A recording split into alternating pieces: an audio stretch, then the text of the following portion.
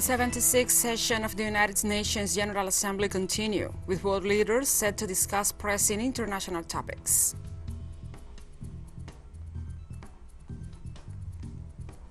Mexican President Andrés Manuel López Obrador urged the United States to act quickly to tackle the causes of the migratory crisis affecting the two neighboring countries.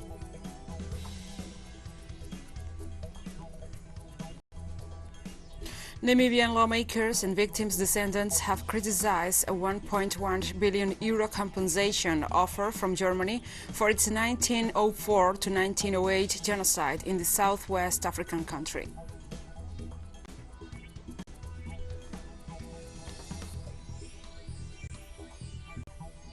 From the headquarters of Telesur English in Havana, Cuba, this is From the South. I'm your host, Gladys Quesada.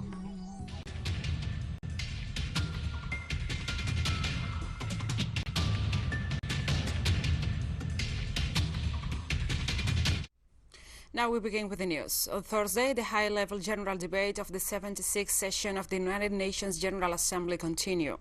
During the morning session, heads of state and government and representatives from different sectors will hold the first ministerial meeting of the Group of Friends in defense of the Charter of the United Nations. Also, the general debate of the 76th regular session of the United Nations General Assembly is set to continue.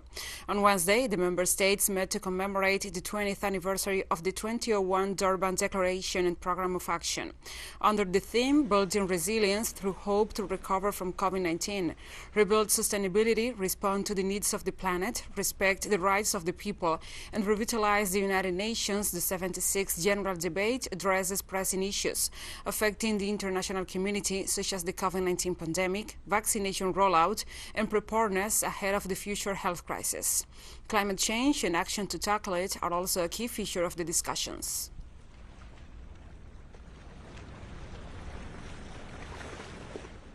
Addressing the United Nations General Assembly during the second day of the high-level general debate, the President of Madagascar, Andry Nirina Rajoelina, highlighted the importance of this year's meeting. For this 76th session of the General Assembly, all nations have come together here in the United Nations to together think about appropriate strategies for addressing the effects of COVID-19. Our goal is to find the ways and means to relaunch the economy after the coronavirus, and the well-being of our populations must be the bedrock of all of our reflections. Madagascar's head of state also referred to the devastating consequences of COVID-19 across the world. Many have fallen. 4.5 million people have lost their lives.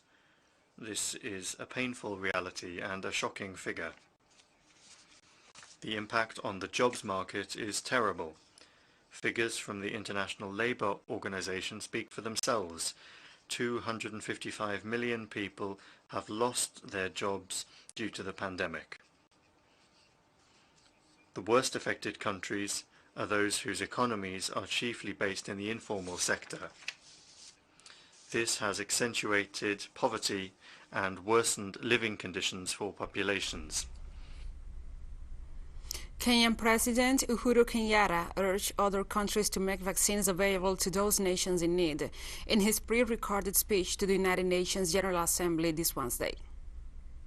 At the heart of the global effort to building back better, we must make concerted structural changes that should enable a quantum increase in investment and technology transfers, and this not as charity, but instead driven by enlightened self-interest and solidarity.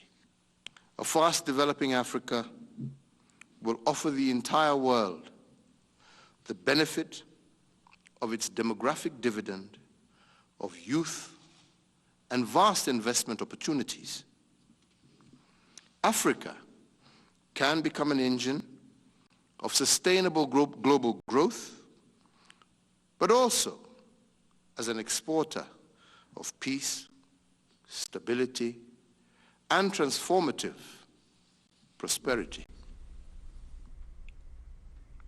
In his speech to the General Assembly, the President of Ghana, Nana Akufo-Addo, referred to the devastating consequences of COVID-19 on the African continent, especially in terms of the job market.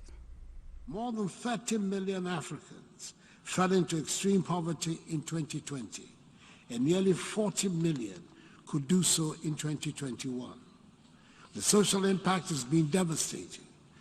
Over 103 million African jobs have been lost. Women, who account for 40% of total employment, have been most hard hit. Mr. President, we're listening to the scientists. It is evident that vaccination is the way to protect populations and revitalize societies. Addressing the United Nations General Assembly as part of the session to mark the 20th anniversary of the Durban Declaration and Programme of Action, President of South Africa, Cyril Ramaphosa, stressed that the legacy of slavery persists today. Slavery was one of the darkest periods in the history of humankind and a crime of unparalleled barbarity. Its legacy persists in the Americas, in the Caribbean, in Europe, the Middle East, and in Africa itself. Millions of descendants of Africans who were sold into slavery remain trapped in lives of underdevelopment, disadvantage, discrimination, and poverty. Also addressing the 20th anniversary of the Durban Declaration, President of the Democratic Republic of the Congo, Felix Tshisekedi, stated that although progress has been made, there is still alarming racial discrimination around the world. We acknowledge that some progress has been made since the adoption of the Durban Declaration and Programme of Action 20 years ago. However, we have many more obstacles to overcome, because Africans in general, and Africans from the diaspora in particular, continue to face problems of inequalities. We have noted the alarming uptick in racial discrimination around the world. The COVID-19 pandemic has further exacerbated this. In the framework of the 76th General Assembly of the United Nations, the President of Venezuela, Nicolás Maduro Moros, called for an end to colonialism and the construction of a multipolar world. Why?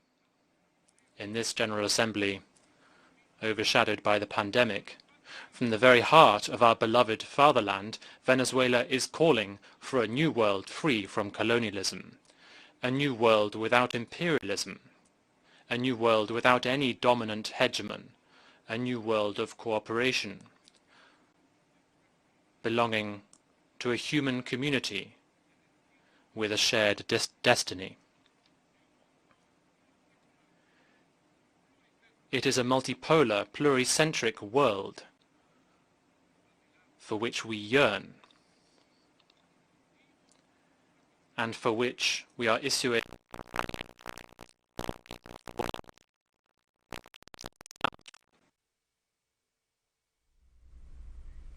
The President of Venezuela also denounced the campaign waged against his country by world powers, highlighting the lack of respect for international law. Venezuela has frequently spoken out against the ferocious onslaught, the merciless campaign waged against our country by the elites that have governed the United States, with the complicity of the elites at the helm of organizations in Europe and elsewhere. They have sought to manipulate international organizations and international law in an attempt to justify their merciless campaign and criminal aggressions against the noble, peaceful and democratic people of Venezuela.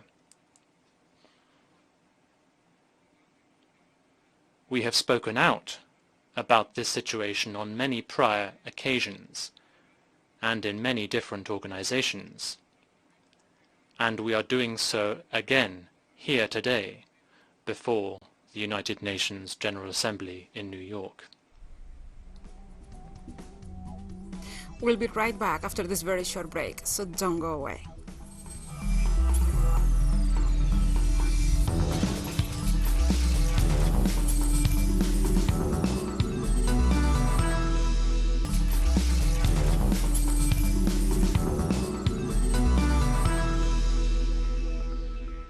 Welcome back to From the South. Mexican President Andrés Manuel López Obrador urged the United States to act quickly to tackle the causes of the migratory crisis affecting the two neighboring countries. The Mexican president referred to the escalating humanitarian crisis as thousands of Haitian and other asylum seekers mass on Mexico's northern border seeking access into the United States. He stated that Mexico and Central American countries were still waiting for several $billion pledged by Washington for economic development to reduce the need for people to flee poverty. The Mexican leader has repeatedly proposed expanding one of his domestic welfare programs into Central America with the aim of generating 1.2 million jobs in the region. I am confident that the government of U.S. President Biden will accept the proposal that we are making to confront the migratory phenomenon with development, with well-being, with employment. Enough talk, it is time to act.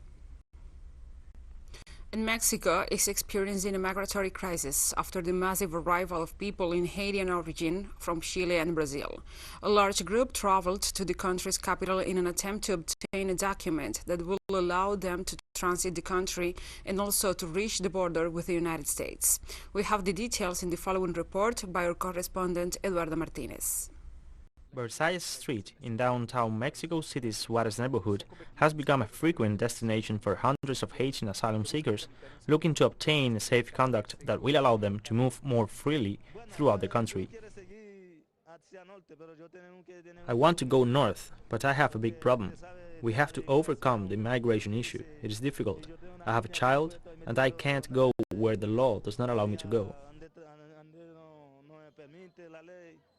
Entire families have gathered outside the Mexican Commission for Refugee Assistance. Eli Pez has been traveling from Chile for almost 2 months. She has spent all her savings to get to his point, but he still has to cross half of the country to reach his goal. We are seeking a better life. We want to go to the United States. Life is better than in Chile. In Chile it is not bad, but we are all looking for a better life. A life that might have to wait a little longer due to the refusal of U.S. authorities that have decided to close the borders, arrest those who dare to cross without documents, and send them immediately not to the country they came from, but to the country they fled from, Haiti. The issue of migration and the migratory process never stops, and in fact the problem is that it is only noticed and becomes evident when it gets out of control, when there are images of many people or when they are confronting the authorities themselves, in this case those of the United States, or as happening in the south of Mexico. What seems serious to me is that it only happens when we see it on TV. The Mexican government has tried to contain the migratory flow. Some 63,000 foreigners who could not prove their legal status in the country have been detained in the last month. The troops participating at both the southern and northern borders belong to the armed forces. 13,313 from the Army, 904 from the Navy, and 13,820 from the National Guard, making a total of 28,395 men involved in this activity. Mexican and Haitian authorities established a permanent dialogue board to address the crisis. They will set up consular offices at the Talisman Crossing, in the southern state of Chiapas and in Tenosique, Tabasco, as well as making direct flights to the Caribbean country available to those who choose to return. As part of the same humanitarian crisis, a government official in Bogotá, Colombia, said some 19,000 asylum seekers, mainly Haitians, are amassed on the north coast of the country, from where they hope to cross to Panama and to find a route to the United States. A steady influx of asylum seekers from Colombia northward via Panama dried up in 2020 due to the coronavirus travel restrictions and the resulting border closures. However, there have been several dozen new arrivals at Necoclí in northwestern Antioquia department in recent weeks. From there, people crossed the Gulf of Urabá by boat to the Colombian village of Acandí, which borders Panama. The journey onwards is on foot, a dangerous trek across mountain and jungle, facing steep ravines, tropical downpours, and criminals often linked to drug trafficking. Ombudsman's office has been able to confirm that around 19,000 migrants are being held up in this municipality on their way to Acandí in Choco for transit to the border with Panama. We continue to strictly monitor this situation and accompany the migrant population in guaranteeing their rights. Given that this is a transitional phenomenon, in 4 weeks we will meet with the Ombudsman of Iberoamerica to seek cooperation mechanisms to improve the situation of migrants in transit. And we have more stories coming up after this final short break, so stay with us.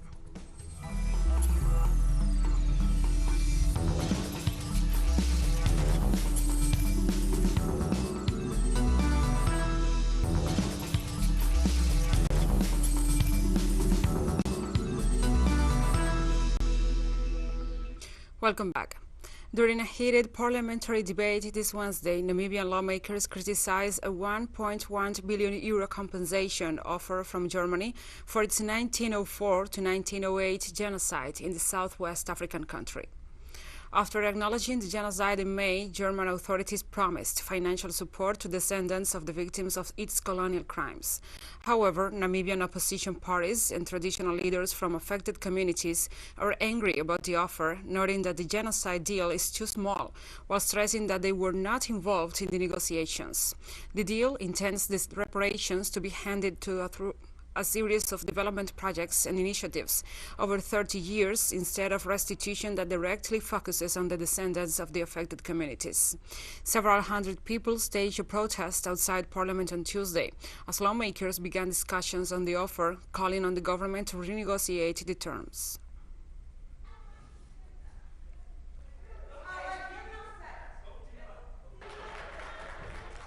During a high-level meeting in Austria, Syria denounced that Israel's nuclear arsenal is a threat to regional and international peace and security. During his statement at the 65th session of the General Conference of the International Atomic Energy, the agency, Syrian Ambassador Hassan Katour, denounced the aggressive behavior of Israel in the region.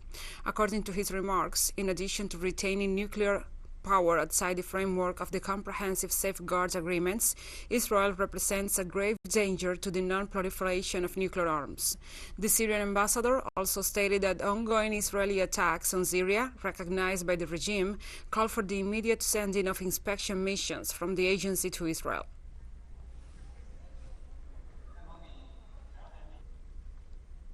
On Wednesday, China's foreign ministry denounced the US and the UK deal to share highly sensitive nuclear submarine technology with Australia, a key part of the three countries' newly established security partnership AUKUS, which is a violation of the Treaty of Non-Proliferation of Nuclear Weapons.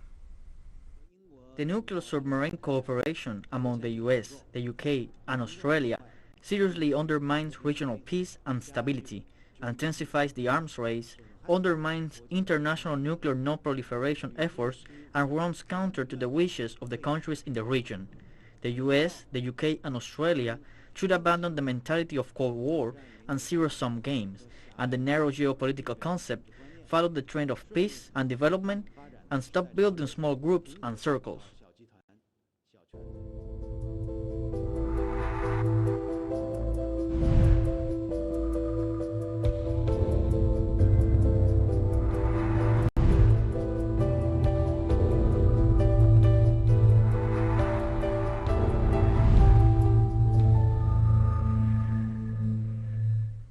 Now we address other topics. Authorities on the Caribbean island of Martinique have begun easing COVID-19 restrictions that had been in place for several weeks. The new measures, which come amid a fall in coronavirus cases, allow non-essential businesses to open, days after beaches were also reopened. Waiting for this day for a long time. and we were really hoping for things to reopen. Because obviously, after so many lockdowns, we are asking ourselves some questions. Today we're hopeful. We hope customers will be here. It's been almost 2 years, a year and a half, that we have been through this fairly difficult situation. We have had no clusters in our shops because we keep it safe for our customers. So to be fair, the fourth lockdown was harsh because they could have taken measures to keep shops open instead of shutting them as during the first lockdown. The bills are not waiting, the rent it isn't waiting. Landlords won't let us not pay rent while we're closed. We pay the rent, the fees for the facilities, so to be fair, it is hard because neither the government nor the landlord are being understanding. El Salvador has begun vaccinating children between the ages of 6 and 11 with the Sinopharm COVID-19 jab. Since August, El Salvador has been vaccinating children over 12 years of age and pregnant women from 16 weeks and is now moving on to younger kids.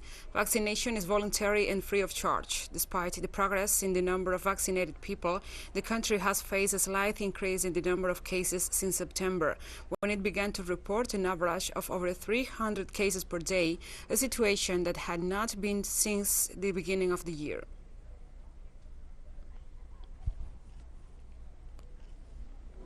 Brazil's far-right president Jair Bolsonaro has isolated on his return from speaking at the UN General Assembly in New York after his health minister tested positive for COVID-19 on Tuesday and had to stay in quarantine in the U.S. city.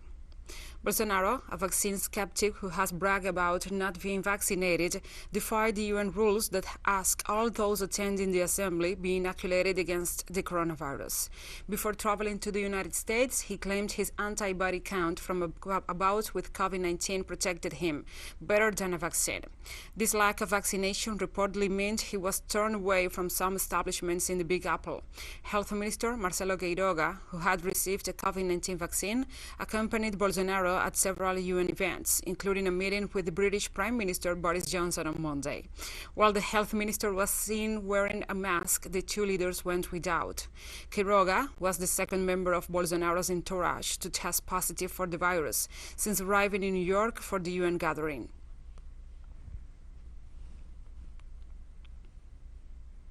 And we have come to the end of this news brief. But remember, you can find these and many other stories on our website at telesurienglish.net. And also, if you feel so inclined, please join us on social media. We are on Facebook, Twitter, Instagram, and Telegram. For Telesur English, I'm Gladys Quesada. Thank you for watching.